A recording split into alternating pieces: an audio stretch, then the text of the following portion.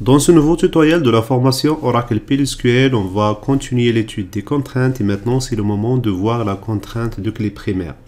Alors dans les slides précédents, on a dit que la contrainte primary key regroupe les deux contraintes not null et unique. C'est-à-dire lorsqu'on déclare un champ de type primary key, il ne peut pas être nul, il ne peut pas avoir aussi du blanc, c'est-à-dire qu'il regroupe not null et unique. Voyons maintenant la syntaxe d'ajout de la contrainte clé primaire à une colonne. Alors, toujours, on a la table client composée des colonnes ou bien des champs suivants, le numéro de client, le nom, l'adresse, la date dernière consultation et le secteur. Alors, si on veut déclarer clé num, c'est-à-dire numéro de client en tant que clé primaire, c'est-à-dire l'identifiant unique des enregistrements de la table client, voici comment. Alors au niveau de la colonne, c'est-à-dire lorsqu'on crée la colonne elle-même, il est possible d'ajouter constraint, le mot-clé constraint, pk client, c'est-à-dire le nom de la contrainte. Il est préférable de toujours donner des noms aux contraintes, ça on l'a vu déjà. On a vu aussi que la convention que j'utilise moi-même, c'est l'ajout de ce préfixe pk, c'est-à-dire primary key, suivi de, normalement, client ou bien numéro du client, c'est la même chose, suivi de type de la contrainte qui est primary key. Alors ça, c'est au niveau de la déclaration de la colonne, c'est-à-dire colonne level. Mais si on a oublié de déclarer la contrainte sur la colonne et qu'on arrive à la fin de la déclaration des colonnes, on peut faire constraint pk client primary key et entre parenthèses, on renseigne la primary key s'applique à quelle colonne, c'est-à-dire clé num. Il est aussi possible, si on ne l'a pas déclaré au moment de la création de la table elle-même, de venir à tout moment faire un alter table client et d'ajouter la constrainte add constraint, le nom de la contrainte, le type de la contrainte primary key et ça concerne la colonne clé num. Il est aussi possible de déclarer une clé primaire qui porte sur plusieurs colonnes. C'est le cas par exemple de cette relation lorsqu'on a une relation mini-to-mini, c'est-à-dire une commande peut contenir un ou plusieurs articles et un article peut appartenir à une ou plusieurs commandes. Dans ce cas, on a cette table appelée l'init commande et cette table est composée des identifiants des deux tables, numéro de commande et numéro d'article, et ces deux-là, ils forment la clé primaire de cette table l'init commande. Alors, lorsqu'une clé primaire porte sur plusieurs colonnes, il est obligatoire. Alors, je tiens à signaler qu'il est obligatoire de la déclarer à part, d'accord, et de lui donner un nom. C'est-à-dire qu'on ne peut pas déclarer donc cette clé primaire sur la colonne lorsqu'on veut créer la table l'init commande. Donc on vient faire un alter table l'init commande et on ajoute la contrainte. Donc on donne le nom à la contrainte, primary key, et entre parenthèses séparées par une virgule, on renseigne les colonnes ou bien les champs concernés par la clé primaire. Alors ceci dit, passons maintenant à SQL Developer pour voir tout ça en pratique. Alors je viens d'ouvrir SQL Developer et toujours je vais utiliser la connexion Lilia. Donc j'ai la table client, d'accord. Et pour le moment, la table client contient un clé num, le numéro du client, le nom, date dernière consultation, le secteur, le téléphone et le mail. Pour les contraintes, ça on l'a vu dans le tutoriel précédent, il y a une contrainte sur la première colonne clé num, d'accord, de type not nul. Et j'ai déjà signalé que même s'il s'agit de la contrainte not nulle, il est considéré dans le système en tant que contrainte check. Ça, c'est une contrainte unique sur la colonne clé mail, c'est-à-dire mail du client. Et ça, c'est une contrainte de type unique sur le téléphone du client. Alors, pour appliquer la contrainte de clé primaire sur clé num, il faut supprimer tout d'abord cette contrainte not nulle. Alors pour ça, je peux faire bouton droit ici. Alors je vais voir. Non, c'est action. Ensuite dans contrainte. Ensuite supprimer. Ça c'est sous SQL Developer. Ou bien utiliser la requête suivante. Alors j'utilise la connexion Lilia bien sûr. Alors alter table client suivi de drop constraint. Alors la contrainte, c'est déjà nommé NN, le préfixe not nul, clé num. D'accord? Donc NN, clé num. Ok, j'exécute.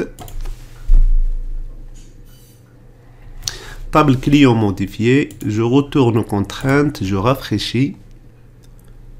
Voilà, donc comme vous pouvez le remarquer, la contrainte note nulle sur la colonne clé num est supprimée. Maintenant, je peux ajouter la contrainte de clé primaire sur ce même champ, bien sûr, cette même colonne. Voilà, donc j'efface, et je fais alter table client add constraint. PK c'est le préfixe, clenum c'est le nom de la colonne sur laquelle on veut appliquer la contrainte, d'accord. Le type primary key et ça concerne la colonne clenum. Voilà, j'exécute. Table client modifiée, je retourne à la table client, j'affiche les contraintes, je rafraîchis. Voilà, PK clenum de type primary key est appliqué à la colonne clenum. Maintenant, essayons d'insérer des enregistrements pour voir si on peut saisir la même valeur ou bien admettre une valeur nulle pour la colonne clenum. Alors, je retourne au SQL, j'efface et je fais insert into client, d'accord, values. Alors supposons que j'ai pas renseigné la valeur de clenum, donc je le laisse vide, je passe au nom, d'accord. Le nom Lilia, d'accord, virgule, la date dernière consultation, je peux faire le 20 mai.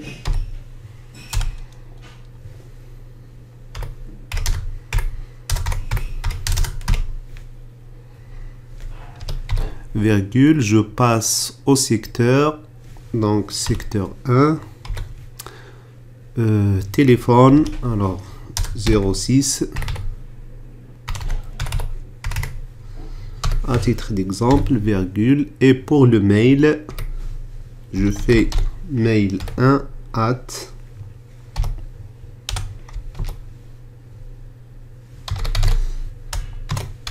test.com. Voilà, maintenant si j'exécute, alors là il m'informe que le nombre de valeurs est insuffisant. Pourquoi? Parce que j'ai pas renseigné les champs concernés par ces valeurs. Sinon, si je veux utiliser directement values, il faut que je renseigne toutes les valeurs des champs dans l'ordre. Alors je vais faire ici insert into client, j'ouvre la parenthèse, alors j'oublie clenum et je passe au client. Virgule, clé date dernière consultation,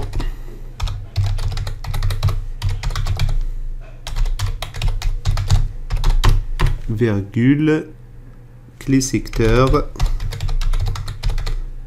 virgule, clé tel, virgule, clé mail. Alors là, j'ai renseigné les champs concernés par l'ajout et exprès j'ai oublié clenum pour avoir une valeur nulle. Maintenant si j'exécute, clé date dernière consultation, identificateur non valide, alors date dernière, attention, IU, j'ajoute le U ici, ok, voilà, je sais maintenant. Alors remarquez maintenant le message rapport d'erreur, impossible d'insérer nul dans Lilia client clenum. Donc ça, c'est dû à la contrainte de clé primaire sur la colonne clenum. Maintenant, essayons d'insérer deux valeurs identiques. Alors, insert into. Dans ce cas, inutile de renseigner les colonnes. Je vais renseigner ici le numéro, par exemple, 20. D'accord, virgule.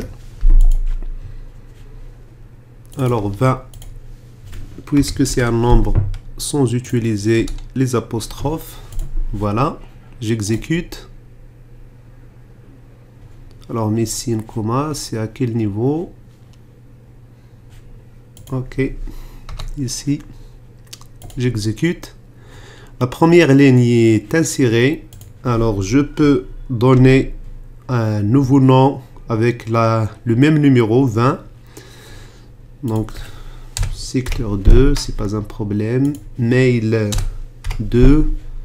Le numéro de téléphone, puisque c'est unique, je vais le changer. J'exécute. Alors remarquez le message d'erreur ici. Violation de contrainte unique sur...